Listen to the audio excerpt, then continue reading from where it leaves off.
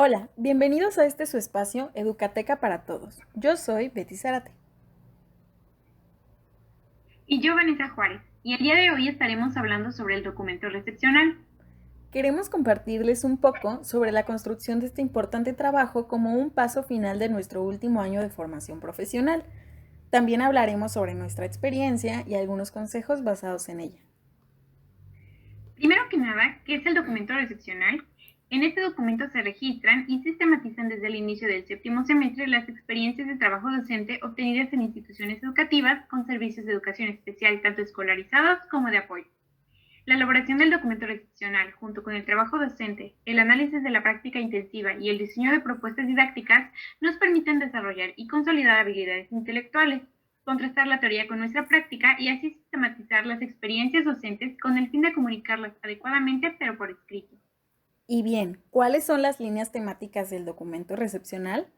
En los primeros periodos del taller de análisis es necesario que seleccionemos un tema y lo ubiquemos en alguna de las siguientes líneas temáticas. 1. Procesos de enseñanza y de aprendizaje en los servicios de educación especial. 2. Dinámica escolar y actores de la educación especial. 3. Educación especial y gestión escolar. Es importante mencionar que el tema deberá ubicarse en el marco de la integración educativa y la atención a la diversidad, además de abordar un problema educativo concreto de acuerdo al grado o grados escolares en que se llevó a cabo su trabajo docente. Además, les recomendamos elegir un tema de su interés, porque no querrán investigar sobre algo que no les gusta durante todo un año, ¿verdad? Para esto, debemos retomar las experiencias de acercamiento a la práctica en semestres anteriores y las actividades de observación y análisis que se realicen durante las 2 primeras semanas de estancia en los planteles con servicios de educación especial. Por ejemplo, en mi caso, ubiqué el documento recepcional en la línea temática 1 bajo el nombre Estrategias gamificadas que involucren los conocimientos del mundo natural para favorecer los procesos de adquisición de la lectoescritura en alumnos con discapacidad intelectual de 4º grado de educación primaria. Platícanos, Vane, ¿a ti cómo te fue con la elección de tu línea temática? La verdad es que a mí me fue muy bien. Desde un principio pude identificar, de acuerdo con mi contexto, que iba a poder trabajar con los alumnos de manera cercana. Entonces, esto me permitió elegir la línea temático número 1. Y entonces, bueno, mi documento se basó bajo esta línea y me fue muy bien, la verdad. Muy bien, ahora con la elaboración del documento recepcional, se busca que nos acerquemos a la realidad educativa con una actitud analítica y reflexiva. Nuestro papel como docentes y nuestra influencia en el proceso educativo de los alumnos. Un punto muy importante son los espacios donde se diseña el documento recepcional. Uno de ellos es el plantel donde se lleva a cabo la práctica intensiva, que es donde se produce la experiencia y además se obtiene la información sobre nuestros alumnos. Otro punto es la escuela normal con las actividades de taller de análisis del trabajo docente y diseño de propuestas didácticas, la asesoría individual que recibimos de nuestro asesor y finalmente la consulta bibliográfica y de otras fuentes de información. Por supuesto, existen otros espacios y momentos para el trabajo individual y tiempo personal.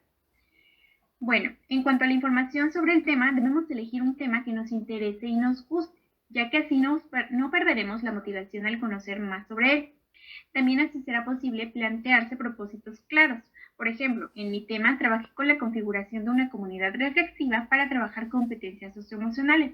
La verdad, nunca antes había trabajado en mi trayecto como practicante normalista sobre estas temáticas. Sin embargo, me enganché desde el principio al ver que es algo que necesitaban mis alumnos y eso me motivó muchísimo para desarrollar tanto la investigación como la práctica. Por otra parte están los propósitos de estudio, como ¿para qué me va a ser útil el análisis del tema seleccionado y qué pretendo lograr a través de él?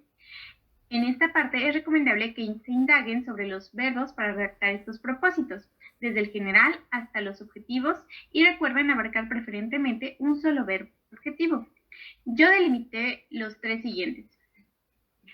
1. Favorecer las competencias socioemocionales de autonomía, conciencia y regulación emocional a través del aprendizaje dialógico para conformar una comunidad reflexiva. El otro fue analizar el empleo del cuento para apoyar el favorecimiento de las competencias socioemocionales. Y 3, valorar el sentido de la autoeficacia en los alumnos con DSA y TDA.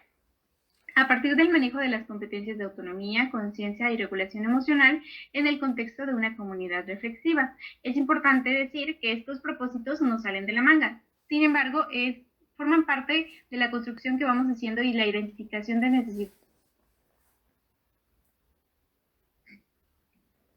Así es, Vane, y también para ordenar las ideas y saber qué tipo de información se necesita, es importante preguntarnos hasta dónde se quiere desarrollar este tema, ¿no?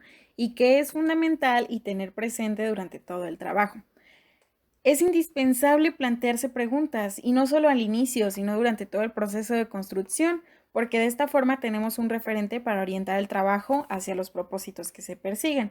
Por ejemplo, las preguntas que yo construí fueron: ¿es necesario consolidar procesos previos a la lectoescritura para construir una estructura lingüística adecuada? ¿Es la gamificación una estrategia para afianzar los procesos de adquisición de la lectoescritura en alumnos con discapacidad intelectual? ¿El trabajo con propuestas gamificadas favorece el aprendizaje significativo? Y por último, la vinculación entre las actividades propias de lectoescritura con los conocimientos del mundo natural permite al alumno generalizar estos aprendizajes en su entorno inmediato. Muy bien, en la recolección de la información es útil que utilicemos los medios con que nos hemos familiarizado en nuestro trayecto formativo, pero también resulta importante indagar en buscadores y repertorios que puedan brindarnos información verídica. ¿Recuerdas de ti las actividades que realizamos en el proyecto de fortalecimiento académico de Investigando? Ah, cierto. Trabajamos bajo un proceso de potencialización de la investigación docente. Una de las actividades que elaboramos fue precisamente una tabla que contenía 3 categorías o puntos de referencia. Eran qué buscar, o sea, el tema, subtemas, disciplina donde se ubica, palabras clave, tipo de contenido. Otra fue dónde buscar, que se refería a tipos y fuentes de información a buscar. Y por último, cómo, uso de operadores booleanos o uso de campos de búsqueda. Este tipo de actividades nos permitió visualizar probables áreas de oportunidad para buscar incluir en nuestros trabajos la mejor información posible, que como se darán cuenta, sí es un proceso largo que requiere de compromiso y de interés genuino. También es importante que tengamos una buena organización de nuestro trabajo docente. Bueno, ya que de esta forma podremos valorar, seleccionar y clasificar la información, así como responder a las preguntas que nos planteamos inicialmente. Y en esta parte de organización es importante un calendario, y este debe mostrar la duración que tengamos prevista para cada acción, tomando en cuenta el trabajo docente, el estudio autónomo, el taller de análisis, la sistematización y el análisis de la información, así como la redacción de los capítulos que pues van a integrar nuestro documento. En cuanto a la redacción, aquí les van algunas recomendaciones. Elaborar notas, listas o lo que les sea funcional que les permitan analizar la información después. Y con esto va la siguiente, que es considerar un tiempo de reflexión. Por ejemplo, al realizar nuestros diarios de campo, también podría ser redactar muchos borradores, procurar coherencia y cohesión de ideas, concretarlas y ordenarlas, considerar una estructura formal y, por último, buscar las aportaciones de otros puntos de vista para su mejora. Pueden ser los compañeros del mismo cubículo, obviamente tu asesora, tu coasesora o incluso tal vez alguna persona de tu familia. Muy bien, tienes razón con todas estas personas que nos pueden ayudar. Y bueno, hay una estructura mínima del documento recepcional, que sería la introducción, que es aquí donde hablamos sobre el tema seleccionado, nuestras razones personales por los que la elegimos, los propósitos de estudio, también es importante realizadas y también las dificultades que enfrentamos y la utilidad para nuestra formación profesional. Por otra parte, también tenemos el tema de estudio, que de acuerdo con la línea temática seleccionada se hace la descripción del tema de estudio y las preguntas centrales que se propusieron responder en su desarrollo. Aquí se hace la explicación de la importancia que tiene para la formación profesional el responder a estas preguntas. Y bueno, es en este apartado que se incluye una descripción general del hecho estudiado y del lugar donde sucedió. Por otra parte, tenemos el desarrollo del tema. Y aquí ya respondemos las preguntas centrales formuladas.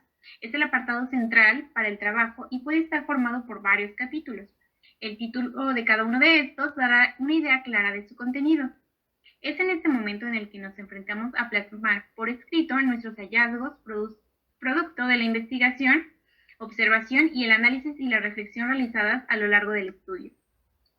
Finalmente, tenemos las conclusiones, en las que se exponen las respuestas a las preguntas que se formularon para realizar el documento. Explicamos en qué casos obtuvimos respuestas provisionales y señalamos los nuevos problemas o categorías que se expresan como retos a seguir estudiando. También tenemos las fuentes de consulta. Es necesario que incluyamos una relación de los textos, es decir, capítulos de libros, artículos, testimonios, páginas web, entre otros, y que esto sea de forma efectiva. Del trabajo al final. Y por último tenemos los anexos. Aquí podemos incorporar muestras del trabajo docente, planes de sesión e instrumentos utilizados que permitan al lector constatar las formas en que se procesó la información. Betty, ¿tú en qué apartado consideras que se te dificultó más esta construcción?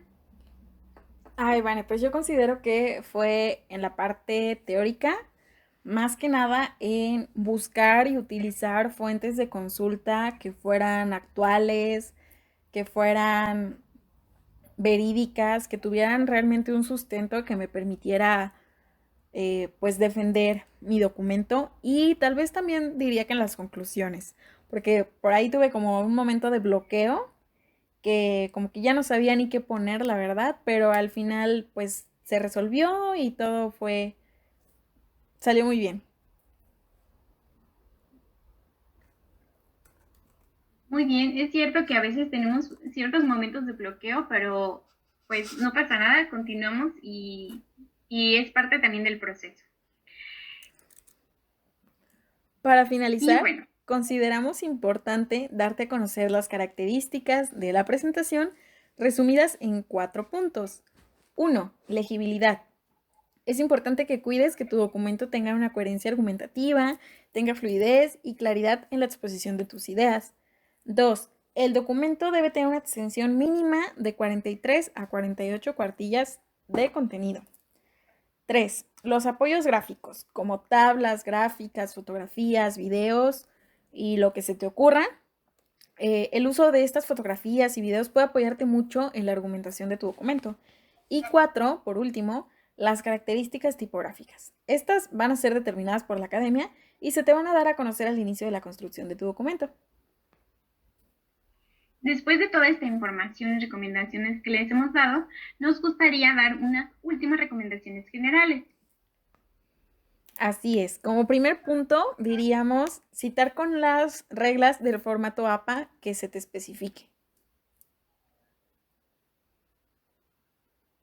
Referencias, en este caso recomendamos Mendeley, que nos va a ayudar a organizar y utilizar las fuentes consultadas. Otro punto sería la sistematización y triangulación de instrumentos. Otra recomendación sería la relectura del documento recepcional, identificar áreas de mejora y fortalezas también. También tienes que tener en cuenta que tengas un uso de un lenguaje que sea sencillo y preciso para cualquier persona. También aclarar todas las dudas para evitar bloqueos, ya sea el asesor, coasesor o compañeros, va a ser de mucha ayuda. Y por último, la organización de tiempos y espacios tanto para el trabajo docente, para tu documento recepcional y tus actividades personales. Y bueno, es así como les agradecemos mucho que estuvieran con nosotras en este espacio, y pues iniciar nuevos proyectos siempre es emocionante. A veces nos llenamos de dudas, de incertidumbre, pero recuerden disfrutar al máximo cada etapa de la elaboración. Exactamente, definitivamente es toda una experiencia realizar un documento tan importante desde cero y además contiene nuestras ideas, puntos de vista y esfuerzo no solo del último año de la licenciatura, sino de todo nuestro trayecto como normalistas.